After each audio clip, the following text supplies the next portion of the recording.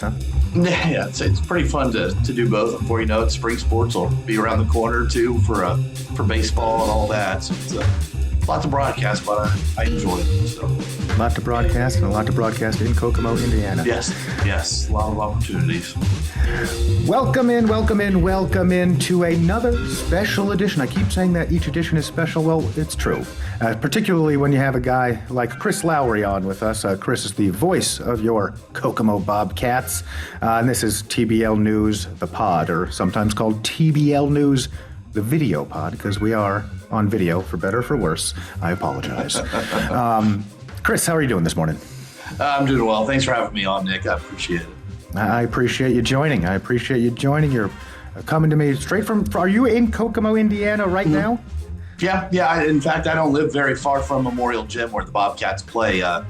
Family moved across sides of town about a year ago. So Memorial Gym's not too far away, which is pretty nice. But this is my hometown. I grew up here, went to college at Ball State, lived in Southern Indiana for a couple of years, but I've been back for about 13 years now. So Hoosier through and through. Yes, no doubt. Never lived anywhere but Indiana. Well, you should know your basketball decently well then. Well, let me show you. This is not a prop, okay? This is not a prop. We'll show you. What do we got here? I'm about to start the Hoosiers book here. Okay. The making of the film. So I figure that's good material to read. I agree. And if you're listening to this podcast rather than watching, Chris just held up a book. He's going to start reading a book. As far as I know, you're not currently writing one. Or maybe you're writing one also. No, just reading the making of Hoosiers. Okay, one step at a time. Chris, pleasure to have you on. You already mentioned Kokomo Memorial. There's another team that plays in Kokomo Memorial that people are going pretty crazy about. Talk to me a little bit about Kokomo's relationship with their basketball, pro and high school. Well, as you know, the entire state of Indiana is fond of their basketball. But right now, Kokomo, the city of Kokomo, has good things going on right now, both the BobKats and the Wildcats, which is the high school team. So they play at Memorial Gym, a gym that's been around since 1949 in honor of a World War II veteran. It's a beautiful facility. Indiana University Kokomo has played a lot of their basketball games there as well. There's actually two gyms, which is very beneficial for a tournament. But it's a great facility. It seats over 5,000 people. But all people talk about, especially this last year, has been Wildcat and Bobcat basketball. The high school team went to the semi-state last year and fell in a heartbreaker. But ever since then, folks have been geared up for this high school season. And tomorrow, the Wildcats will compete in the Class 4A, which is the largest in the state of Indiana, the Class 4A state finals. They're led by Flory Badunga, who's an international prospect from the Democratic Republic of the Congo. Kokomo is actually an international high school. And so they bring in, every year international students, and they happen to strike gold basketball-wise last year with Flory Badunga. He's 6'10", and he is recruited by everyone in the nation. I was just telling you, he's a top 5 prospect nationally. So hype was through the roof this year for Kokomo boys basketball, and thankfully they've been able to answer that bell. So a lot of folks anxious to see the Wildcats in Indianapolis at the home of the Pacers tomorrow night and see what they do. But they take on undefeated Ben Davis, which is top 10 in the nation, according to Max Preps. So Ben Davis beat Kokomo by 7 points already this year. So we'll see what happens. So do I start to toe the line of inappropriate territory if I start to mention names like Jimmy Dolan of the Jimmy Dolan Shake and Bake and the Air up there, and any of you 90s kids who remember one of the last great basketball imports, at least insofar as Hollywood is concerned, made for some pretty good entertainment. So look, it's exciting times clearly with the Wildcats. That's the high school team who are really balling out, and the pro team call themselves the BobKats. Some nice shared co-branding in that Memorial Gym there. So let's jump into the pro team. We're here to talk the pros here, the guys who get paid to do this. The BobKats got a guy named Hawthorne. He scored 30 or more in 4 straight, all of them wins.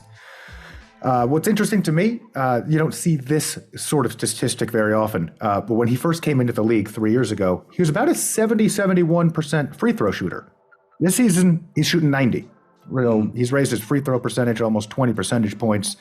And he's the man. He's the man who hits the shots when the team needs them. Chris, is this just what you get when you put a talented player under Coach Levingston's stewardship? Or is Hawthorne a star regardless? Well, I think he's definitely developed some. This is his third year now here in the city of First. Now, we didn't have him the first few games last year. I know everyone's excited to have him back when he rejoined the team, but this is his third year. In the first year, when Kokomo started this program, there was a guy named Eugene German, who you're probably familiar with. Yes. He was the star of the team. He was the head guy. One of the best, if not the best players in the TBL. But when Eugene left, I feel like it kind of unofficially became Derek Hawthorne's team. All of a sudden, it wasn't, man, he's a great complementary player to, he's the guy that needs to get the buckets. He's the bucket getter for the Kokomo BobKats. So it's been fun to watch him develop from a guy that's a complementary piece to your go-to scorer.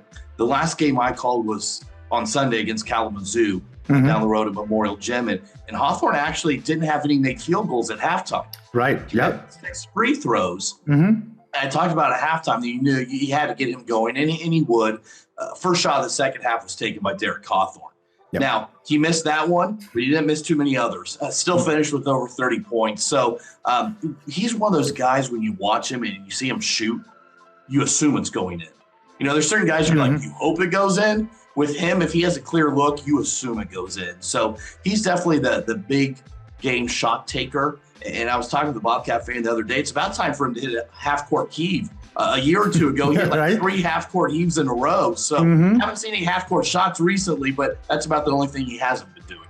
That is absolutely about the only thing he hasn't been doing. And as you mentioned, that Kalamazoo game, which the Bobcats won by 3 because of a 3 Hawthorne made, we did a little breakdown on TBL News of the decisive play where Harris brings the ball down and Hawthorne starts making his move, and it was almost like a wide receiver and a quarterback being very much on the same page, which is Hawthorne's timing as he goes through 3 screens is perfect. Harris's timing is perfect as he gets him the ball in the corner, and just as you say it, especially as you watch the breakdown of the play itself, way before Hawthorne gets the ball, you know 2 things. 1, Hawthorne's getting the ball. 2, that ball's going in. The timing was a thing of beauty. So talk to me just a little bit about, again, mentioning Levingston again, the program he's building with the average age of the players being 25. Hawthorne, I think, is 25, right? Right around there. If he's not actually 25, he's close to it.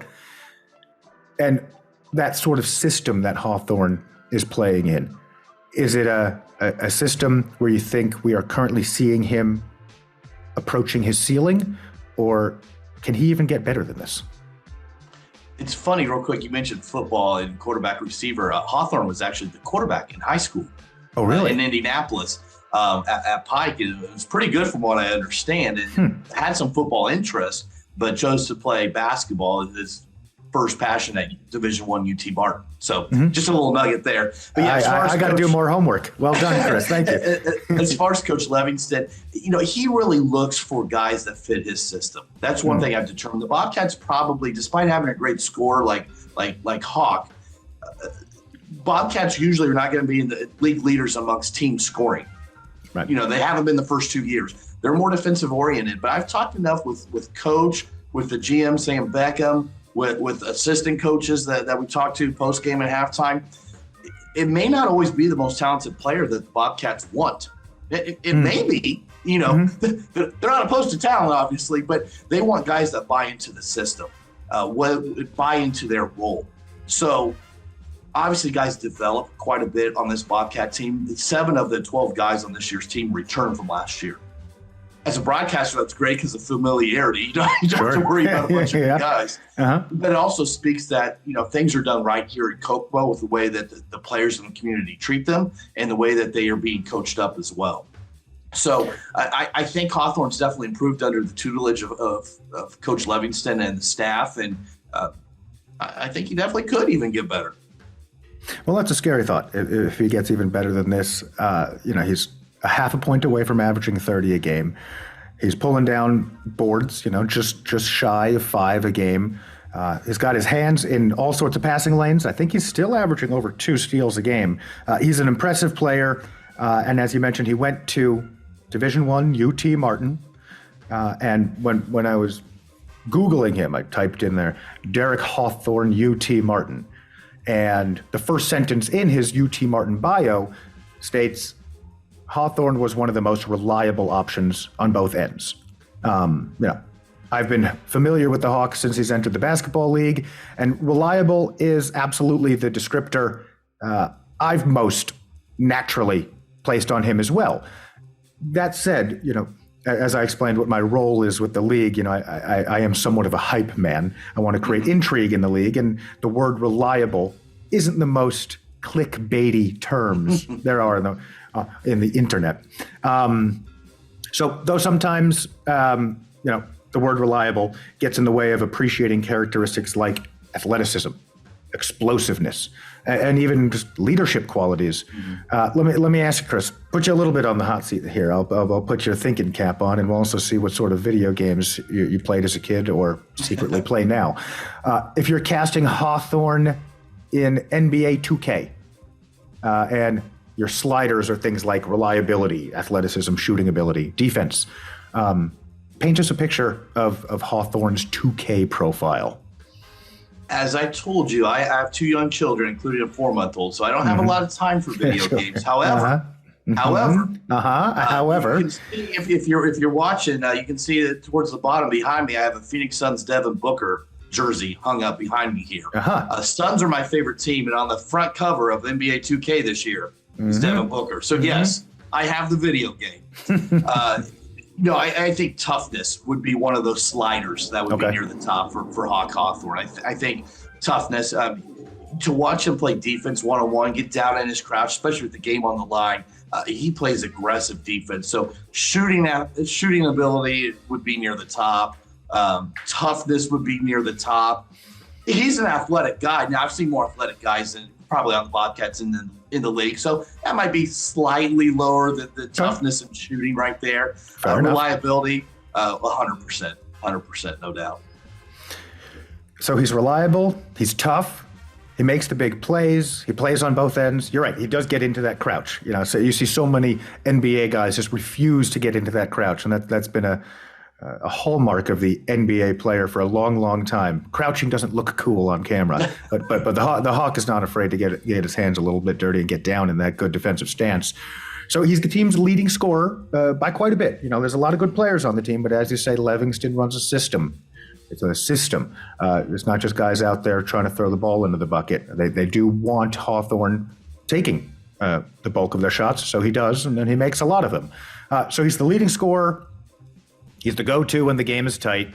But is he necessarily the team's leader or somebody else picking up a leadership slack? If I don't want to call it slack, it sounds pejorative, but there isn't a 30-year-old on the team. The average age is 25. I think the oldest guy is 27. So maybe Levingston plays a larger role. What are your thoughts on who assumes what properties as regards leadership within the BobKats organization? Well, there's no doubt it starts with Coach Cliff. There's no doubt Coach Levingston leads the way there, but I'm not in all the practices or anything like that, so I don't want to give a false impression. But on the hardwood, I would definitely say Hawthorne. Now, that being said, there are several guys that have been here a few years that I would consider leaders, like Tremont Moore, Fudge Moore. Okay. So, yeah, Fudge and Hawk. You have Martrelli and Gibson. His nickname's Duck. So we do have the greatest nickname team. Yeah, I was going to jump in there, and I don't want to interrupt, but the nicknames on the BobKats, if you're not currently a BobKats fan and you're hearing some of these nicknames for the first time, familiarize yourself with them. You got Fudge, Duck, and Hawk. Are we missing anybody? Those are the big three. There's others, but they aren't in the realm. They aren't in the echelon of those three. So, again, 7 returners, but those guys have been with the team all 3 years. So, there's definitely some other leadership positions. But yeah, I'd say on the hardwood, as we talked about, if you need a go-to bucket, you go to Hawk. And the great thing is, now that everyone has fan favorites here at Kokomo, but Hawk, every time he makes a bucket or at least a three, they show on the video board a hawk flapping its wings. And you hear the audio, and fans kind of put their arms up and down, flapping their wings, so to speak. So it's kind of a cool scene anytime Hawthorne hits a big bucket. It sounds almost religious. Yes. When Hawk hits a three, the people in the choir stand up. It's pretty fun to watch. Well, it certainly is fun to watch. And speaking of fun to watch, big one tonight. I know you were working last night, and this one went a little bit late, but I caught that Glass City game as they played against West Virginia. Glass City's got this kid. If you listener at home, if my one fan at home hasn't heard me talk about Chris Darrington, well, then you need to get your hearing checked. I talk a lot about Chris Darrington. We're big fans of his. Now, he had a rough night. He seems to be in a little bit of a rough spell here. Those last three games, he hasn't been up to par. He still gets to the line enough to put up a good total. Nonetheless, Glass City, in a tough one last night, did beat West Virginia 127-125 in overtime. They nearly threw away a 32-point lead, Glass City did, but did pull out the win. Now, I spoke yesterday, maybe it was the day before. Time is starting to get meaningless. But I spoke with Brad Woznicki, who's the voice of the Wranglers. And he gave me a score. I think he said 112-107.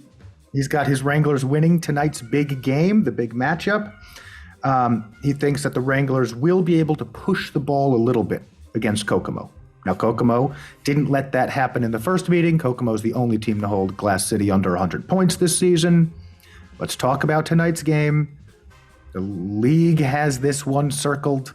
Everyone on TBL TV is going to be watching this one. Big matchup between Hawthorne and Darrington. First place Wranglers, close to first place BobKats. You think the Kokomo BobKats make it 2-0 versus the Wranglers tonight, Chris?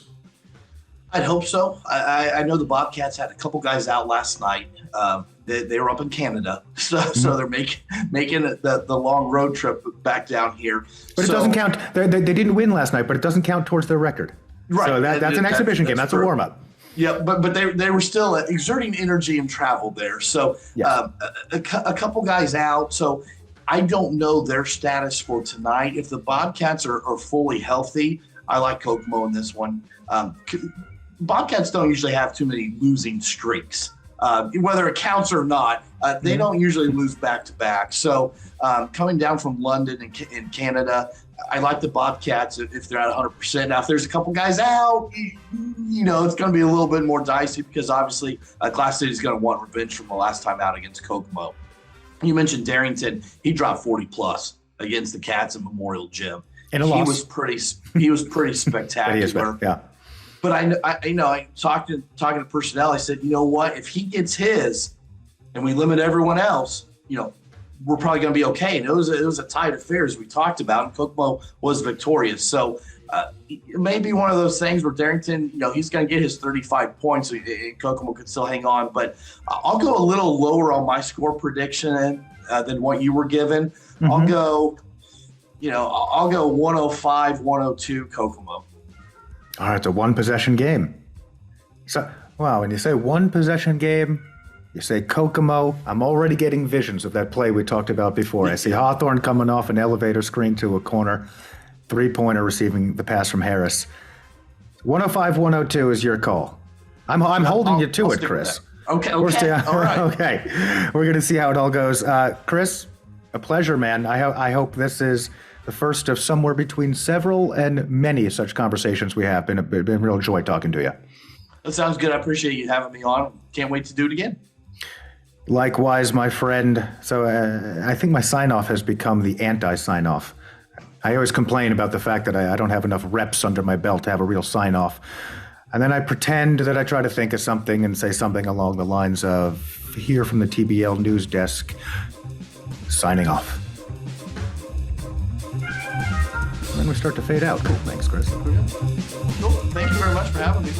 Yeah, you got it. What are the rest of your day?